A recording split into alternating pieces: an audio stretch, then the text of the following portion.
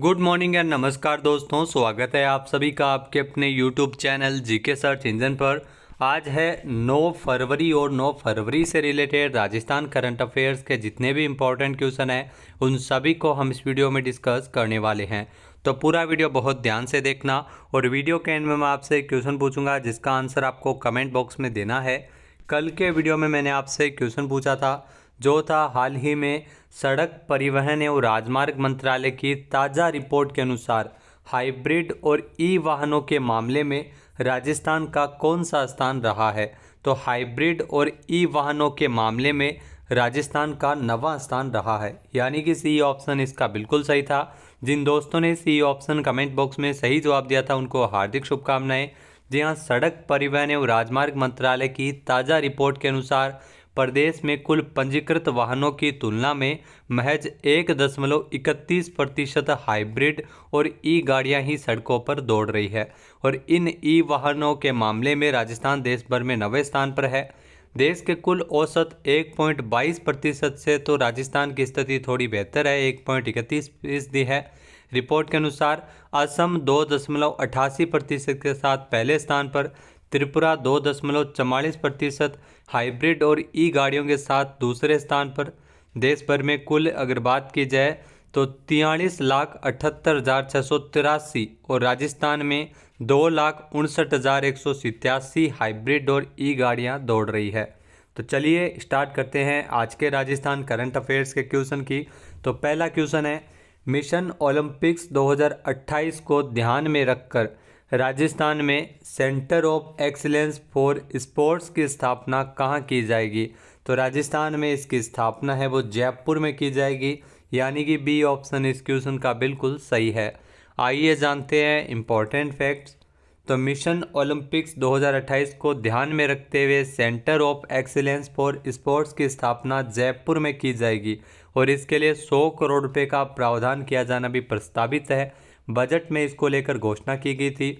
युवाओं के all-round personality development में स्पोर्ट्स का अधिक महत्व रहा है और युवाओं के प्रेरणा के साथ ही किसी प्रदेश के लिए गौरव का विषय होगा कि युवा ओलंपिक्स में भाग ले सके।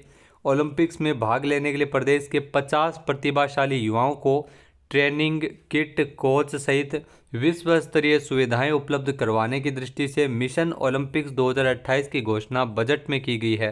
तो ये ध्यान रखना, बजट में मिशन ओलंपिक्स 2028 की घोषणा की गई है और इसी के लिए जयपुर में ये एक्सीलेंस सेंटर है वो बनाया जाएगा। साथ ही साथ जयपुर, भरतपुर और उदयपुर में गर्ल्स के लिए यानी लड़कियों के लिए भी आवासीय स्पोर्ट्स इंस्टीट्यूट की भी स्थापना की जाएगी।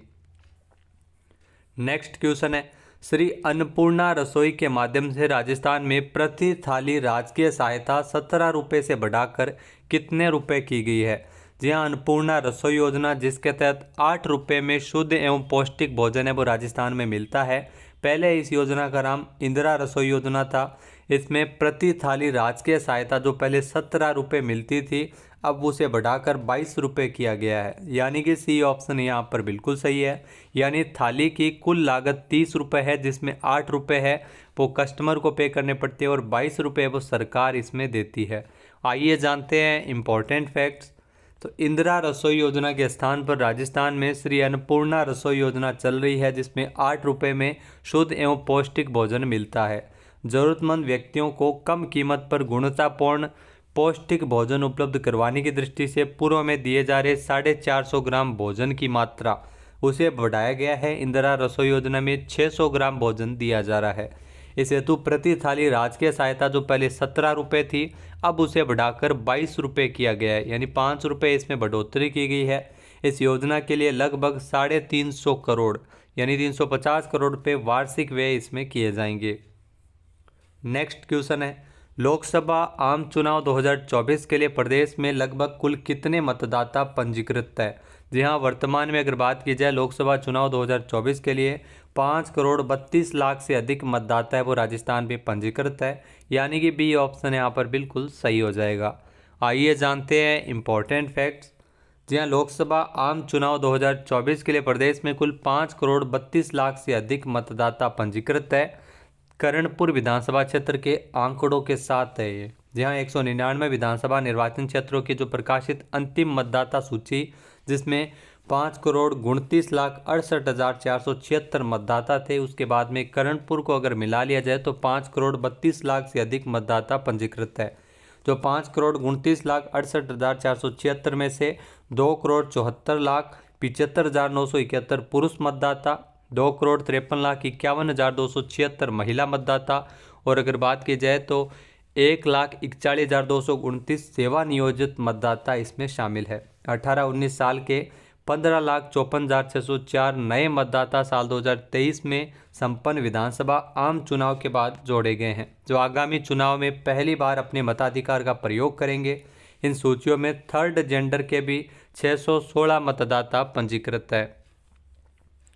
नेक्स्ट है, हाल ही में प्रधानमंत्री मातृ वंदना योजना के अंतर्गत गर्भवती महिलाओं को कितने रुपए दिए जाने की घोषणा बजट में की गई है। तो राजस्थान में गर्भवती महिलाओं को प्रधानमंत्री मातृ वंदना योजना के तहत 6500 रुपये मिलेंगे, यानी कि सी ऑप्शन यहाँ पर बिल्कुल सही है। आइए जानते हैं इम्पोर्टेंट फैक्ट्स। जहाँ वर्तमान में प्रधानमंत्री मातृ वंदना योजना, जिसके अंतर्गत गर्भवती महिलाओं को प्रथम बच्चे के लिए 2 किस्तों में 5,000 रुपये दिए जाने का प्रावधान है। राजस्थान में इस योजना के तहत आगामी वर्ष से प्रथम चरण के रूप में इसे बढ़ाया गया है और 5,000 के स्थान पर अब 6500 रुपये दिए जाएंगे। यहाँ 6500 रुपये प्रतिवर्ष इसमें मिलेंगे। वहीं अगर बात की जाए तो इस पर 90 करोड़ रुपये व्यय किया जाना प्रस्तावित है। नेक्स्ट क्वेश्चन है, हाल ही में राजस्थान एग्रीकल्चर कोष में कितने करोड़ रुपए का प्रावधान किया गया है। तो बजट के अंतर्गत राजस्थान एग्रीकल्चर कोष बनाए जाने की घोषणा की थी और इसमें 2000 करोड़ रुपए का प्रावधान किया गया है, यानी कि बी ऑप्शन यहाँ पर बिल्कुल सही हो जाएगा। आइए जानते हैं इम्पोर्टेंट फैक्ट्स। यहाँ किसानों को अत्यधिक संबल प्रदान करने की दृष्टि से राजस्थान एग्रीकल्चर इंफ्रा मिशन, जिसकी शुरुआत की गई है और इसके प्रारंभ में 2000 करोड़ रुपए का प्रावधान इसमें किया गया है, यानी 2000 करोड़ रुपए खर्च करके राजस्थान एग्रीकल्चर कोष बनाया जाएगा। इसके अलावा इसमें जो 20,000 फार्म पॉन्ड, 5,000 किसानों के लिए vermi compost, food park, horticulture hub बनाए जाएंगे। साथ ही साथ 500 कस्टम हायरिंग सेंटर बनाए जाने की भी घोषणा बजट में की गई थी। इसके अलावा 50,000 किसानों के लिए तारबंदी से संबंधित कई कार्य है वो इससे करवाए जाएंगे। नेक्स्ट क्वेश्चन है, हाल ही में 8 फरवरी को वित्त वर्ष 2024-25 के लिए राजस्थान के इतिहास में पहली बार महिला स्वतंत्र वित्त मंत्री के रूप में बजट किसने पेश किया। तो पहली बार पूर्णकालिक वित्त मंत्री के रूप में बजट पेश किया है दिया कुमारी ने, यानी कि बी ऑप्शन इसका बिल्कुल सही है। 8 फरवरी को दिया कुमारी ने राजस्थान विधानसभा में बजट लेखानुदान 2024-25 के लिए पेश किया है और ये राजस्थान की उप मुख्यमंत्री के अलावा वित्त मंत्री के रूप में भी कार्यरत है। आइए जानते हैं इम्पोर्टेंट फैक्ट्स। जहाँ उप मुख्यमंत्री और वित्त मंत्री दिया कुमारी 8 फरवरी 2024 को वित्तीय वर्ष 2024-25 के राज्य के लेखानुदान बजट को इन्होंने पेश किया। राजस्थान के इतिहास में पहली बार है जब स्वतंत्र रूप से कोई महिला वित्त मंत्री बजट पेश कर रही हो, तो इन्होंने 20 साल का रिकॉर्ड तोड़ा है। इससे पहले अगर बात की जाए तो महिला के रूप में बजट पेश करने का श्रेय वसुंधरा राजे सिंधिया को जाता है, जिन्होंने बतौर सीएम रहते हुए वित्त मंत्री के रूप में बजट पेश किया था। 2004 से 2023 तक वित्त विभाग है वो मुख्यमंत्री के पास ही रहता था, लेकिन इस बार दिया कुमारी है वो स्वतंत्र रूप से वित्त मंत्री बनी है। राजस्थान के इतिहास में पहली बार कोई महिला स्वतंत्र रूप से इन्होंने महिला वित्त मंत्री के रूप में बजट पेश किया है।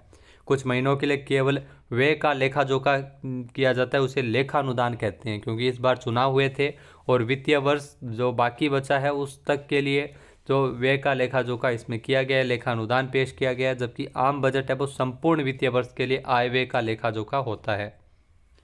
नेक्स्ट क्वेश्चन है, राजस्थान में पीएम किसान सम्मान निधि योजना के अंतर्गत किसानों को देय वित्तीय सहायता राशि कितनी होगी। तो इसमें किसानों को 8,000 रुपये वार्षिक रूप से दिए जाएंगे, यानी कि ए ऑप्शन इसका बिल्कुल सही है। पहले कितने मिलते थे तो ये भी आपको ध्यान में रखना है। पहले 6,000 रुपये है वो 3 किस्तों में मिलते थे, अब 8,000 रुपये सहायता राशि इनको किसानों को मिलेगी पीएम किसान सम्मान निधि योजना के अंतर्गत। आइए जानते हैं इम्पोर्टेंट फैक्ट्स। जहाँ पीएम किसान सम्मान निधि योजना के अंतर्गत किसानों को देय वित्तीय सहायता राशि प्रति परिवार 6,000 से बढ़ाकर 8,000 रुपये वार्षिक किए जाने की घोषणा बजट में हुई है। इसके लिए 1,400 यानी 1,400 करोड़ रुपये का वार्षिक प्रावधान पीएम किसान सम्मान निधि योजना के अंतर्गत राजस्थान में किया गया है।